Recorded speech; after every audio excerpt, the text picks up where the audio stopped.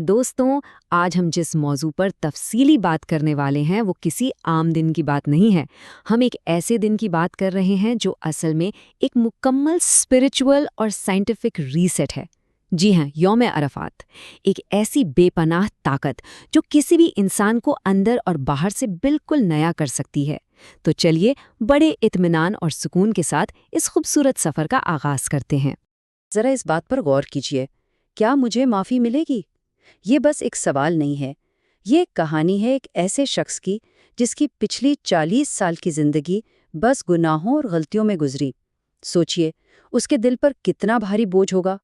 ہر رات جب وہ سونے کی کوشش کرتا تو خود سے ایک ہی سوال کرتا، کیا مجھے کبھی معافی مل سکتی ہے؟ کیا اللہ مجھے واقعی معاف کر دے گا؟ یہ بے چینی، یہ گلٹ اندر ہی اندر کھوکھلا کر دیتا ہے انسان کو۔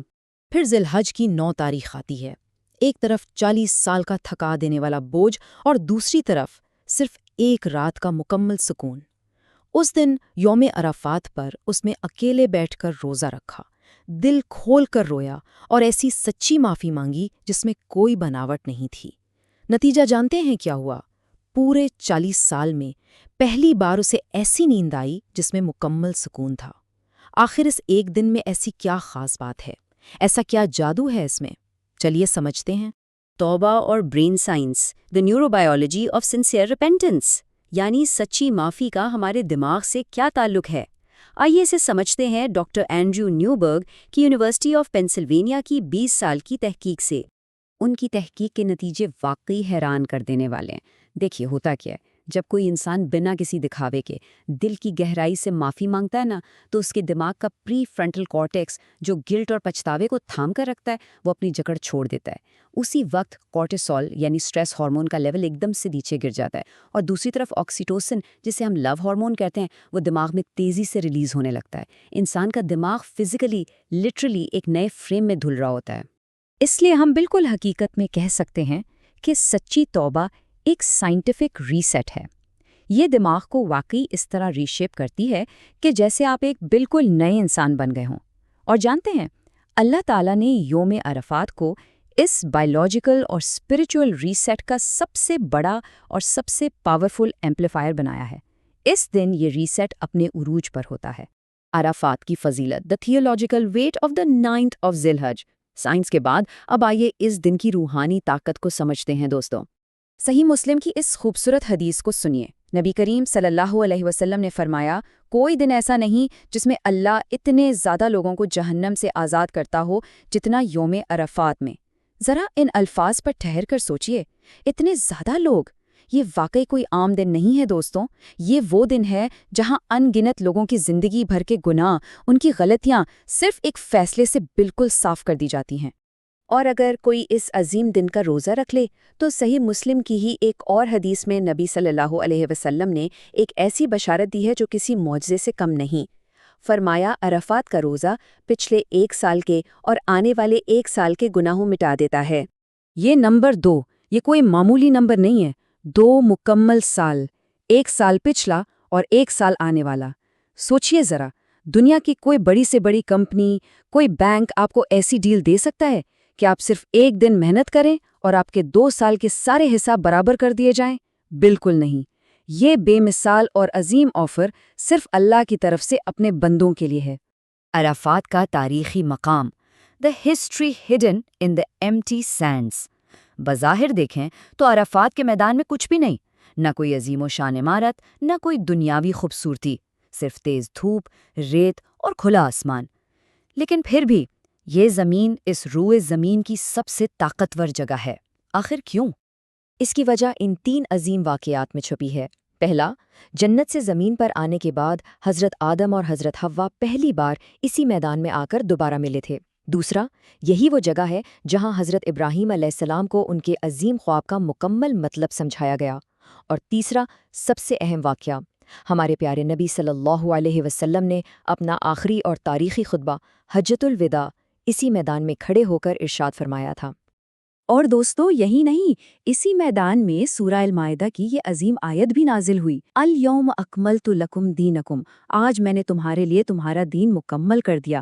جب یہ آیت اتر رہی تھی تو ٹھیک اسی میدان کے اوپر آسمانوں میں فرشتوں نے اسے سنا، تو خود اندازہ لگائیے جس زمین کا مقام آسمانوں میں اتنا اونچا ہو، وہاں دل سے مانگی ہوئی کوئی بھی دعا کبھی رد ہو سکتی ہے بھلا؟ سوال ہی پیدا نہیں ہوتا۔ سب سے بہتر دعا، انلاکنگ دی الٹیمیٹ سپلیکیشن۔ ترمذی کی ایک روایت میں بیان کیا گیا ہے کہ اس دن مانگی جانے والی دعا پورے سال مانگی جانے والی دعاؤں سے بہتر ہے۔ یہ ہماری تقدیر بدلنے کی سب سے اہم کنجی ہے۔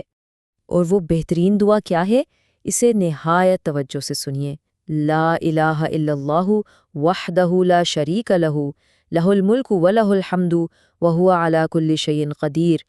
اللہ کے سوا کوئی معبود نہیں، وہ اکیلا ہے، اس کا کوئی شریک نہیں، اسی کی بادشاہی ہے اور وہی ہر چیز پر پوری طرح قادر ہے۔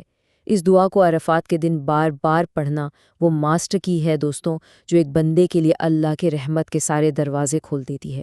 عرفات کے 5 کام، your actionable blueprint for the day. اب باری آتی ہے اس بات کی کہ ہم پریکٹیکلی اس عظیم موقع کا فائدہ کیسے اٹھائیں۔ آئیے اس پورے دن کے لیے 5 اہم ترین کام سمجھ لیتے ہیں۔ پہلا، روزہ رکھیے جس سے 2 سال کے گناہ معاف ہوتے ہیں۔ دوسرا کام، عصر تک وہی خاص دعا جو ابھی ہم نے ذکر کی اسے لگاتار پڑھتے رہیے۔ تیسرا اور نہایت اہم کام، اپنی زندگی کی سب سے بڑی غلطیاں ایک کاغذ پر لکھیے اور سچے دل سے معافی مانگیے۔ یاد ہے نا، یہ عمل دماغ کو سائنٹیفکلی ریسیٹ کرتا ہے۔ چوتھا، اپنے دوستوں، فیملی اور پوری امہ کے لیے دعا کریں، کیونکہ دوسروں کے لیے مانگی گئی دعا سب سے جلدی قبول ہوتی ہے۔ اور 5واں کام، مغرب سے پہلے ایک خاص سنت تسبیح پڑھنا۔ وہ 5واں کام یہ خاص تسبیح ہے، سبحان اللہ و بحمدہ سبحان اللہ العظیم۔ سورج غروب ہونے سے ٹھیک پہلے کے وقت میں اس خوبصورت تسبیح کو پوری 100 مرتبہ ضرور پڑھیں۔ یہ اس آخری پہر کے لیے ایک انتہائی خوبصورت سنہ ہے۔ The final resolution, clearing the account of a lifetime۔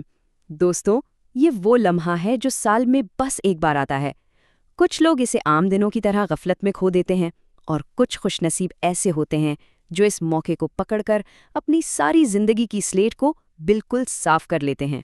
ذرا اس خوبصورت منظر کا تصور کیجیے جب اللہ رب العزت آسمانوں پر اپنے فرشتوں سے کتنے فخر اور پیار سے فرماتا ہے، دیکھو میرے بندوں کو جو اتنی دور سے پریشان حال میرے پاس آئے ہیں، میں گواہ ہوں، میں نے انہیں معاف کیا۔